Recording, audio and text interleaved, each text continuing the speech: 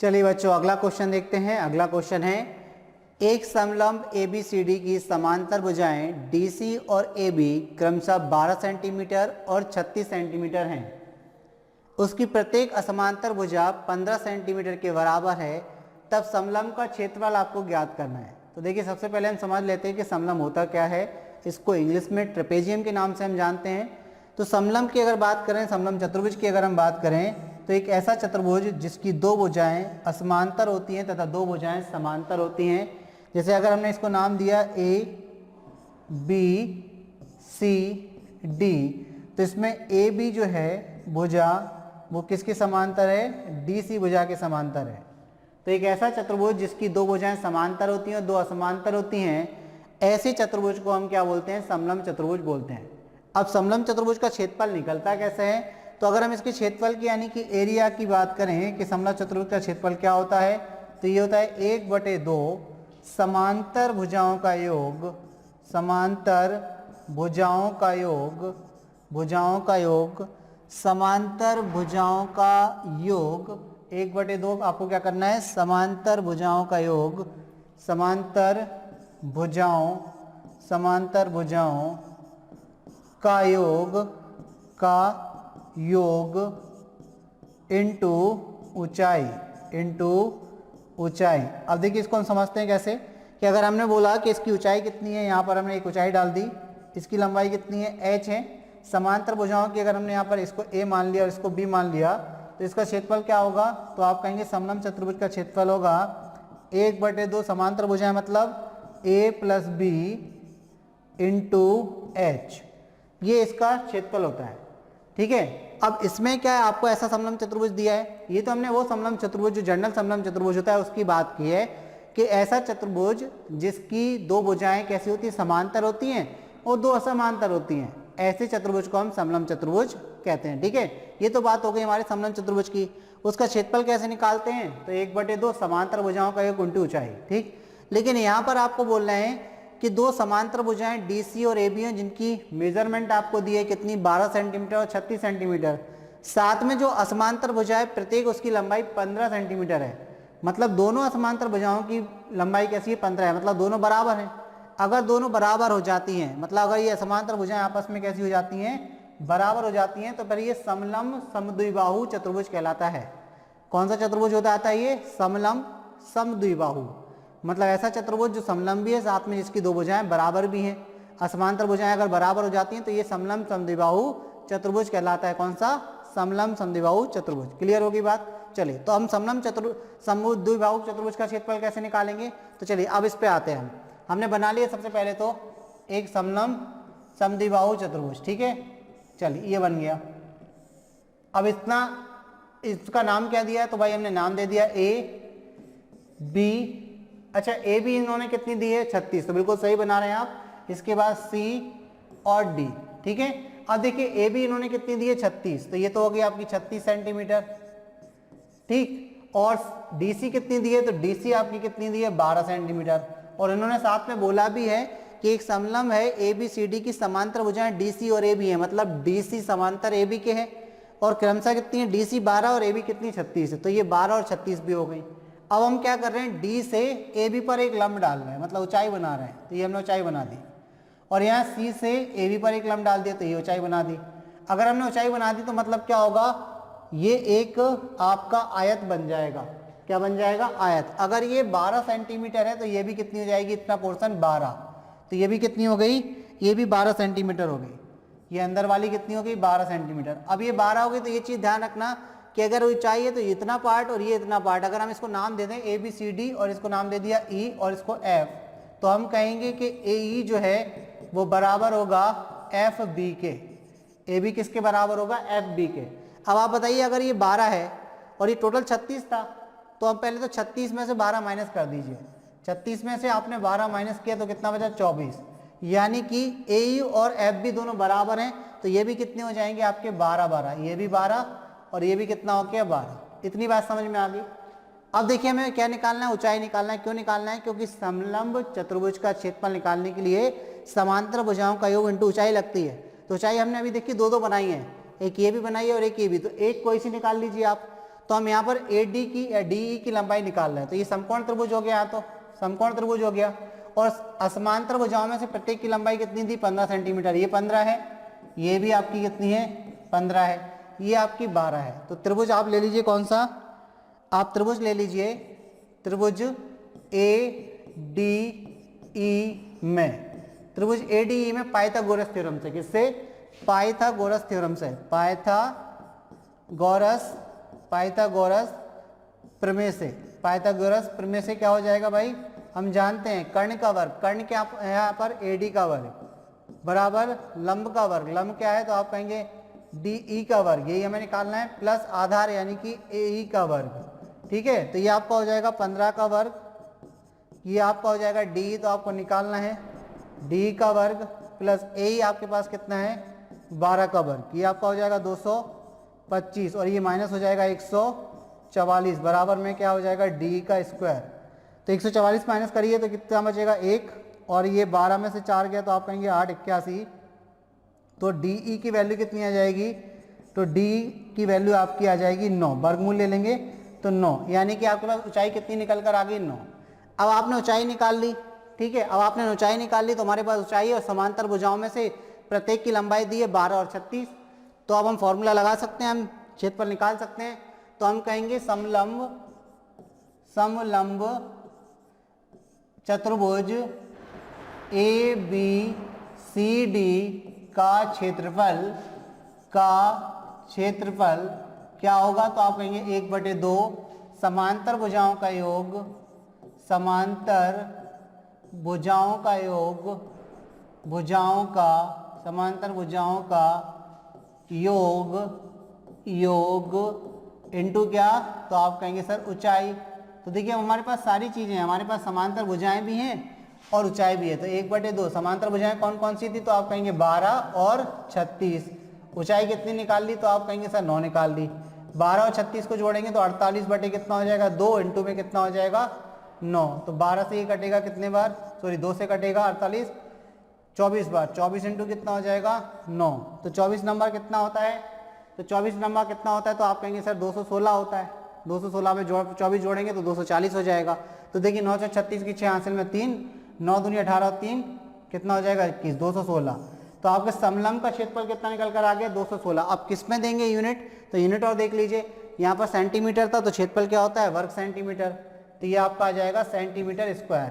तो किस ऑप्शन पर टिक कर देंगे आप, चलिए तो अगला क्वेश्चन आ गया, तो वापस जाते हैं, ऑप्शन 216 वर्ग सेंटीमीटर, यानी कि ऑप्शन डी जो है वो हमारा आंसर हो जाएगा।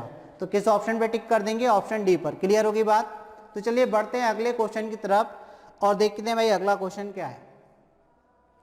देखिए अगला क्वेश्चन कह रहा है प्रथम 5 अभाज्य संख्याओं का औसत कितना होगा, औसत कितना होगा। तो सबसे पहले आप औसत समझ लें कि औसत क्या होता है। औसत क्या होता है, सभी प्रेक्षणों का योग बटे सभी प्रेक्षणों की संख्या। औसत अगर आपको निकालना है, औसत क्या होता है, तो जो भी आपके पास ऑब्जर्वेशन है मतलब प्रेक्षण है, तो यहाँ पर होता है सभी प्रेक्षणों का योग, सभी प्रेक्षणों यानी कि ऑब्जर्वेशन का sum of all observation divide by number of observation, यानी कि सभी प्रेक्षणों का योग, प्रेक्षणों का योग, सभी प्रेक्षणों का योग बटे बटे यानी कि डिवाइड सभी प्रेक्षणों की संख्या, सभी प्रेक्षणों की संख्या, कितने प्रेक्षण है उनकी संख्या, या सभी नहीं लगाएं तो प्रेक्षणों की संख्या, प्रेक्षणों की संख्या से भी काम चल जाएगा। तो ये हमारा औसत होता है। अब देखिए यहाँ पर बात कर रहे हैं कि प्रथम 5 अभाज्य संख्याओं का औसत कितना होगा। प्रथम 5 अभाज्य संख्या बतानी है, तो देखिए एक अभाज्य संख्या नहीं होती है, तो प्रथम कौन सी होगी, तो आप कहेंगे 2, 2 के बाद 3, 3 के बाद 5, 5 के बाद तो आप कहेंगे 7, 7 के बाद तो आप कहेंगे सर 11। ठीक है, तो प्रथम 5 हो गई, यानी कि 2, 3, 5, 7 और 11, तो ये प्रथम 5 अभाज्य संख्या हो गई। तो ये हमारे पास क्या हो गए, प्रेक्षण हो गए।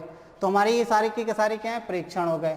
अब कितने प्रेक्षण हैं, ये 5 हैं। तो प्रेक्षणों का योग करना है तो औसत कैसे निकालेंगे, तो औसत बराबर हम जानते हैं कि सभी प्रेक्षणों का योग यानी कि 2 + 3 + 5 + 7 + 11 बटे सभी प्रेक्षणों की संख्या मतलब कितनी है 5, तो 5 से भाग लगा देंगे। तो चलिए योग कर लेते हैं।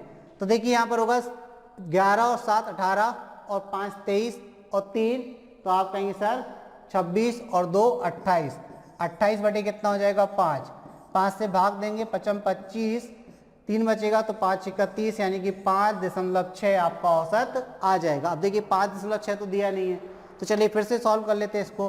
5 25 3/5, यानी कि 5 सही 3/5 आपका आंसर हो जाएगा। तो 5 सही 3/5 किस ऑप्शन में दिया है, तो आप कहेंगे ऑप्शन सी सर जो है वो हमारा आंसर हो जाएगा। ऑप्शन सी क्या हो गया हमारा आंसर। आई थिंक आपको बात समझ में आ रही है। तो औसत कैसे निकालना रहता है, सभी प्रेक्षणों का योग, जितने भी आपको प्रेक्षण दिए हैं उन सभी का योग करें और प्रेक्षणों की संख्या से आप भाग दे दें, क्या निकल आएगा, औसत निकल आएगा। ठीक है, तो चलिए अब आगे बढ़ते हैं अगले क्वेश्चन की तरफ। देखते हैं भाई अगला क्वेश्चन क्या है।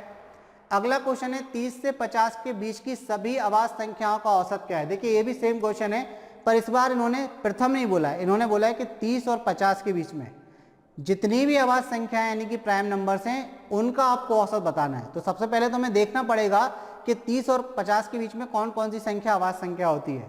तो हमने आपको बताया था कि आवाज संख्या क्या होती है, वो संख्या जिसकी केवल 2 फैक्टर होते हैं, 1 और नंबर इटसेल्फ, यानी कि वो संख्या जो केवल 1 से डिवाइड हो और खुद से डिवाइड हो, ऐसी संख्या को हम आवाज संख्या कहते हैं। तो चलिए देखते हैं भाई 30 और 50 के बीच में। तो 30 और 50 के बीच में अगर बात करें तो सबसे पहले 31 होगी, फिर 32, फिर उसके बाद 33 संख्याएं लिख रहे हैं अभी हम, फिर उसके बाद 34, फिर उसके बाद 35, फिर उसके बाद 36। आपको पेपर में नहीं करना है, आपको डायरेक्ट मन में कैलकुलेट करना है। ठीक है, फिर 37, फिर उसके बाद 38, उसके बाद 39, उसके बाद 40, 40 के बाद बात करें तो 41, 42, 43, 44, 45, 46, 47, 48, 49 और फाइनली 50। अब अगर हम देखें कि इसमें कौन कौन सी संख्या आवाज संख्या है, तो चलिए बात कर लेते हैं आवाज संख्या की। तो देखिए सबसे पहले 31 जो है वो आवाज संख्या है, क्योंकि ये खुद से और 1 से डिवाइड होती है और किसी से नहीं, इसके केवल 2 फैक्टर होते हैं।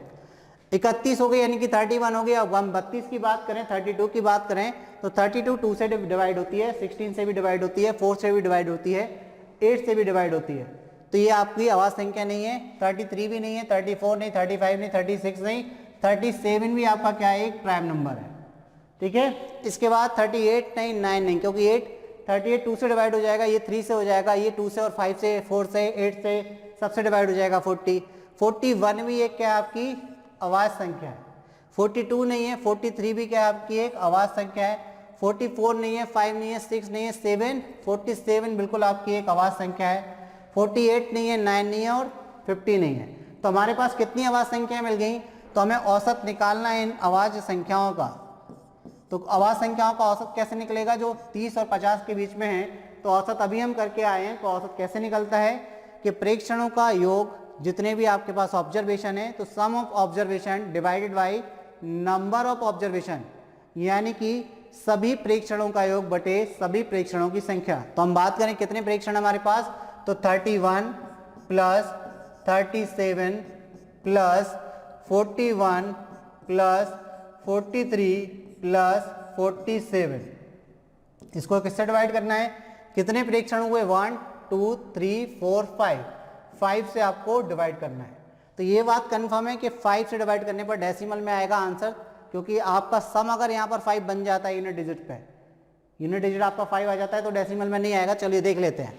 अब देखिए 7 और 3 10 और 1 11 और 7 18 और 1 कितना हो गया 19, 19 की 9 हासिल में कितना आएगा 1, 4 और 1 5 और 4 9 और 4 13 और 3 16 और 3 19। तो ये 199 डिवाइड बाई 5, 199 को 5 से भाग दीजिए, तो आप कहेंगे 5 तिया 15, 4 बचेगा, 5 नाम 45, 4 बचेगा, 5 अट्ठे 40, 39.8 आपका आंसर हो जाएगा। तो आपका आंसर किस ऑप्शन में दिया है, ऑप्शन सी जो है वो आपका आंसर हो जाएगा। बात समझ में आ गई। आपको केवल क्या करना है, 30 और 50 के बीच में अभाज्य संख्याएं देखनी है, यानी कि प्राइम नंबर्स देखनी है। प्राइम नंबर्स कैसे देखेंगे, तो हमें पता है वो नंबर जो केवल 1 से और खुद से डिवाइड होते हैं वो नंबर्स क्या कहलाते हैं, प्राइम नंबर्स या आवाज संख्याएं कहलाती हैं। तो चलिए बढ़ते हैं अगले क्वेश्चन की तरफ, देखते हैं भाई अगला क्वेश्चन क्या है। तो अगला क्वेश्चन आपको दिया है 3 क्रमिक संख्याओं का औसत 15 है, तो इनमें सबसे बड़ी संख्या आपको बतानी है। देखिए आपको बता दें कि अगर 3 क्रमिक संख्याओं की बात करें तो पहले क्रमिक संख्याएं समझ लें क्या होती हैं। जैसे हम बोले 1 2 3 4, ये सभी की सभी क्रमिक संख्याएं हैं।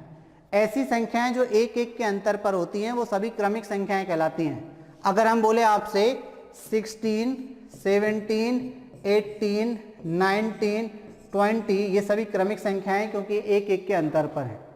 तो इन्होंने बोला कि 3 क्रमिक संख्याओं का औसत कितना है, 15 है। तो आपको बिल्कुल घबराने की जरूरत नहीं है। औसत हमेशा क्या होती है, अगर 3 संख्याएं आपके पास दी हैं, यानी कि संख्याओं की संख्या अगर विषम है, यहाँ पर संख्याएं कितनी है आपके पास 3 है, 3 क्या होती है विषम होती है, ठीक है ना, ऑड होती है। तो अगर आपके पास संख्याओं की संख्या विषम है का मतलब है कि आपके पास कितनी संख्याएं हैं 3, 3 मतलब क्या होता है विषम, यानी कि संख्याओं की संख्या यहाँ पर क्या है विषम है। तो औसत बहुत आसानी से आप निकाल सकते हैं। कैसे, आपको 3 क्रमिक संख्याओं का औसत 15 दिया है, इसका मतलब पहली संख्या, दूसरी संख्या और तीसरी संख्या, इनका औसत कितना है 15, मतलब 15 कहाँ होगा बीच में होगा। अब चूंकि ये क्रमिक संख्या है तो इसके बाद में कौन सी होगी, तो आप कहेंगे 16, और इसके पहले कौन सी होगी तो आप कहेंगे 14। तो अगर आपसे कौन सी पूछी है, सबसे बड़ी पूछी है, तो आपका आंसर कितना हो जाएगा 16। तो किस ऑप्शन पे टिक कर देंगे आप, तो आप कहेंगे सर ऑप्शन ए जो है वो हमारा आंसर हो जाएगा। तो इस प्रकार आपका ऑप्शन ए क्या हो गया, आंसर हो गया। आई थिंक बात आप तक पहुंच गई किस तरीके से इस क्वेश्चन को करना है। अब अगर बात ये जाती है कि सर हमें नहीं आ रही बात समझ में कि 3 क्रमिक संख्या आ जाए तो हम कैसे करें, या फिर हमारे दिमाग में ये बात नहीं बैठ रही, क्रमिक है ये तो समझ में आ गई कि एक एक के अंतर बोर होंगी, और अगर 3 है या 5 है और उनका औसत दे दें, अगर मान के चलिए 5 दे देते, यहाँ 3 की जगह 5 नहीं, चलो यहाँ पर 7 कर दिया, हमने बोला कि 7 क्रमिक संख्याओं का औसत 15 है, तो इसका मतलब क्या है 15 बीच में होगा, और उसके बाद 1 2 3 होगी, और उसके पहले भी 1 2 3 होगी, क्योंकि 3 ही है और एक 15 को मिलाकर कितनी हो जाएंगी 7 हो जाएंगी। ठीक है, तो सबसे बड़ी अगर पूछ लेते तो आपको पता है इसके बाद 3 होनी है, तो आप इसमें 3 जोड़ दीजिए, तो कितनी हो जाएगी सबसे बड़ी 18। और अगर आपसे सबसे छोटी पूछ लेते तो इसमें से 3 घटा दीजिए तो कितनी हो जाती 12। सबसे छोटी कौन सी हो जाती 12। चाहे आप ऐसे करके देख लीजिए 14 13 और 12, चाहे आप क्रम से देख लीजिए 16 17 और 18। तो आप ऐसे भी कर सकते हैं कि मैनुअली कर लें, लेकिन मैनुअली तब नहीं कर पाएंगे जब आपके पास संख्याओं की संख्या 100 200 100 में समथिंग हो, तब आप मैनुअली नहीं कर सकते, तब आपको चीज़ों को समझना पड़ेगा कि कैसे करना है। ठीक है ना, बात समझ में आ रही। तो यहाँ पर हमें बात समझ में आ गई कि भाई हमें सबसे बड़ी संख्या निकालनी थी, तो हमने औसत 15 दिया था, वो सेंटर में होगा क्योंकि 3 क्रमिक संख्या है, उसके बाद 16 होगी, उससे पहले 14 होगी, तो सबसे बड़ी क्या होगी 15। ठीक, तो चलिए अब हम बात कर रहे थे कि अगर ये बात समझ में नहीं आई कि हमें क्रमिक संख्याओं के माध्यम से करना है, तो आप ऐसे करना फिर कि पहली संख्या x, दूसरी x+1 और तीसरी x+2 मान लेना। ठीक है, इनका औसत मतलब तीनों का योग करके इसको किससे भाग देना है 3 से भाग देना है, तो औसत कितने के बराबर 15 के बराबर। तो x कितने बार है, तो आप कहेंगे 3x हो जाएगा। ठीक है, 2 और 1 कितना हो जाएगा 3 हो जाएगा, और बराबर में कितना है तो 15 तिया 45 कर दीजिए, मत करिए 15 क्योंकि बटे में जो 3 है वो काट देगा इसको।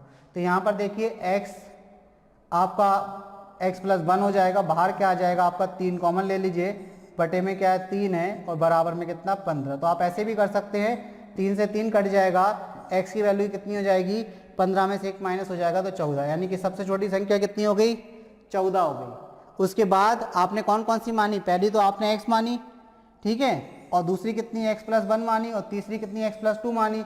तो सबसे बड़ी बतानी है तो इसमें क्या कर दीजिए 2 प्लस कर दीजिए, कितना आंसर हो जाएगा आपका 16 आंसर हो जाएगा। तो क्रमिक संख्याएं जब भी आप अगर ट्रेडिशनल अप्रोच से जाना चाह रहे हैं तो आपको पहली x माननी पड़ेगी। ठीक है, क्या मानोगे आप, पहले x मानोगे, दूसरी x+1, तीसरी x+2, चौथी x+3, इस तरीके से आप मान सकते हैं। ठीक है, लेकिन आप उस पर मत जाना क्योंकि आपको बात समझ में आ गई है कि किस तरीके से हम इस क्वेश्चन को ईजी कर सकते हैं। चलिए अगले क्वेश्चन की तरफ बढ़ते हैं, देखते हैं भाई अगला क्वेश्चन क्या है।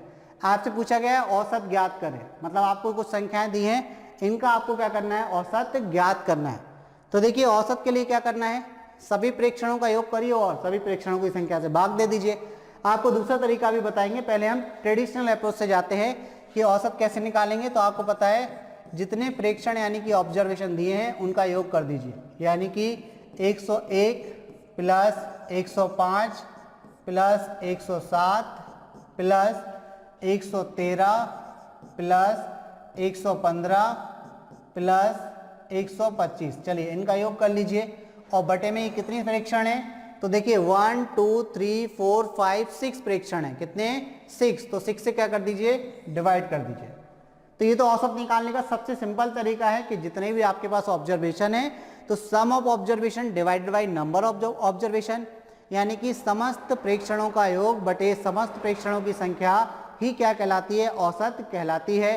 तो अगर हम बात करें यहाँ पर योग करेंगे आप, तो देखिए 1 और 5 6 और 7 कितना 13, 13 और 3 कितना 16, 16 और 5 कितना, तो आप कहेंगे 21 और 5 कितना, तो आप कहेंगे 26, 26 का कितना 6 हासिल में कितनी जाएगी 2, तो 2 और 2 4 और 1 5 और 1 6, 6 तो ये 6 हो गया। उसके अलावा 1 2 3 4 5 6, तो ये भी 6 हो गया और बटे में क्या है 6, तो आप कहेंगे 6 कम 6 6 कम 6 6 कम 6, यानी कि 111 के आगे आपका औसत निकल कर आ गया। तो किस ऑप्शन पे टिक कर देंगे आप, तो आप कहेंगे ऑप्शन ए जो है हमारा आंसर है। एक तरीका तो ये ट्रेडिशनली अप्रोच से हमने किया। एक आप क्या कर सकते हैं कि इन्हीं में से किसी एक संख्या को औसत मान लें। तो चलिए हमने मान लिया 7 को, 107 को औसत मान लिया। अब आपको याद होगा और नहीं है तो फिर से सुन लें कि जिस संख्या को आप औसत मानते हैं, औसत क्या करता है, सभी संख्या को इक्वेट कर देता है, मतलब बराबर कर देता है। अगर आपने सभी संख्याओं का औसत 107 माना, इसका मतलब आपका ये है कि पहली संख्या भी 107 है, दूसरी संख्या भी 107 है, तीसरी संख्या भी 107 है, चौथी भी, पांचवी भी और छठवीं भी, सभी की सभी संख्याओं को आप कैसा एज्यूम कर रहे हैं, 107 मान रहे हैं। तो थोड़ा सा आप यहाँ पर देखें, पहली संख्या आपके पास 101 थी, दूसरी 105 थी, तीसरी आपके पास 107 थी, चौथी आपके पास 113 थी, पांचवी आपके पास 115 थी और छठवीं 125 थी। अब औसत आपने किसको माना, तो आप कहेंगे सर औसत तो हमने 107 को माना। आप किसी को भी मान सकते हैं, आप मन से चाहे ना तो आप मन से भी मान सकते हैं, उसमें कोई भी दिक्कत नहीं है। आपके आंसर पर जरा भी इफेक्ट नहीं पड़ेगा, बस प्रोसेस आपको समझनी है। तो हमने 107 को यहाँ औसत माना, यानी कि हमारे हिसाब से ये 107 होना चाहिए था। कितना कम है, तो आप कहेंगे 6 कम है, तो माइनस का 6 लिख दिया। ये कितना कम है, तो आप कहेंगे 2 कम है। ये कितना कम है, 0 कम है। ये कितना ज़्यादा है, तो आप कहेंगे +6 ज़्यादा है। ये कितना ज़्यादा है, 6 ज़्यादा है। ये कितना ज़्यादा है, तो आप कहेंगे 8 ज़्यादा है। ये कितना ज़्यादा है, तो आप कहेंगे सर 18 ज़्यादा है। कितना 18 ज़्यादा है कि नहीं है, 18 7 25 होता है। अब देखिए ये जो प्लस माइनस वाली संख्या है, इन सबको आपको जोड़ना है। तो 6 और 6 ये तो कट गया, माइनस का 2 प्लस का 8, यानी कि प्लस का 6 बचेगा, प्लस का 6 और प्लस का 18 प्लस का 24 हो जाएगा। यानी कि हमारे पास कितना ज़्यादा निकल रहा है, 24 ज़्यादा में निकल रहा है। ये क्यों ज़्यादा निकल रहा है, उसका रीज़न समझिए। क्योंकि औसत आपका 107 नहीं है, आपने औसत 107 माना, उस हिसाब से आपके पास कितनी एक्स्ट्रा संख्या निकल रही है, 24 संख्या ज़्यादा निकल रही है। अगर आपने औसत 107 माना, इसका मतलब हर एक संख्या 107 आप एज्यूम कर रहे हैं, और 24 ज़्यादा निकल रहा है, तो इसका मतलब क्या है कि जब आप 107 औसत मान रहे हैं तो 24 बच रहा है आपके पास। तो इस 24 को हम किस में डिस्ट्रीब्यूट कर दें, 6 संख्याओं में, क्योंकि हमारे पास संख्याएं कितनी है 6। तो 6 में अगर इसको बांटेंगे तो हर एक संख्या को कितना मिलेगा, तो 6 चौको 24, तो आप कहेंगे हर संख्या को 4 मिलेगा। कितना मिलेगा, 4। हर एक संख्या 4 से प्लस हो जाएगी, क्योंकि ये प्लस का था। तो हर एक संख्या 4 से प्लस हो जाएगी। इसका मतलब क्या है, हर एक संख्या को आप कितना मान रहे थे, 107। औसत आप 107 मान रहे थे, यानी कि हर एक संख्या को आप 107 मान रहे थे। और जब आप हर एक संख्या को 4 दे रहे हैं, तो हर एक संख्या आप कितनी हो जाएगी, 111 हो जाएगी कि नहीं। तो इस प्रकार देखिए हमारा औसत कितना निकल आया, 107।